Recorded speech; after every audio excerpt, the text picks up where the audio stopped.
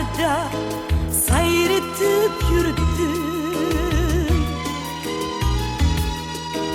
Qancha manzillarda tuzdim oshyon. Buyuk bir hikmatga axir yuz burdim.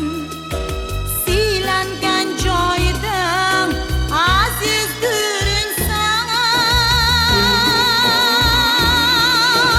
Yurtim senda ekan, nasibam tugan.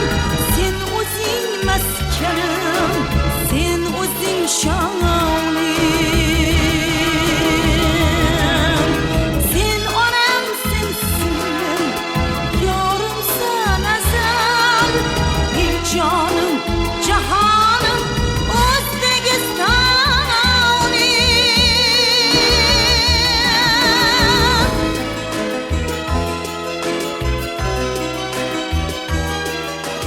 Ista qismatimga o'zing ber barham.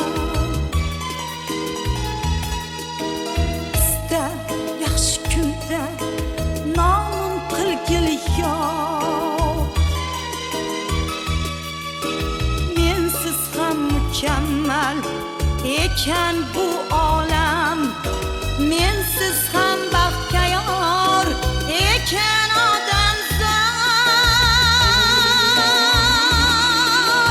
Yurtim senda ekan, nasibam tugan. Sen o'zing maskanim, sen o'zing shonim. Sen onam, sen singlim, yorimsan azal.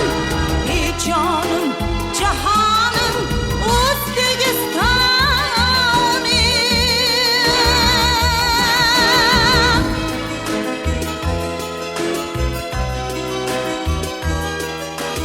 Yurtim faqat sening qo'lingdan tutib. Bolangday ergashib ketolsam bas.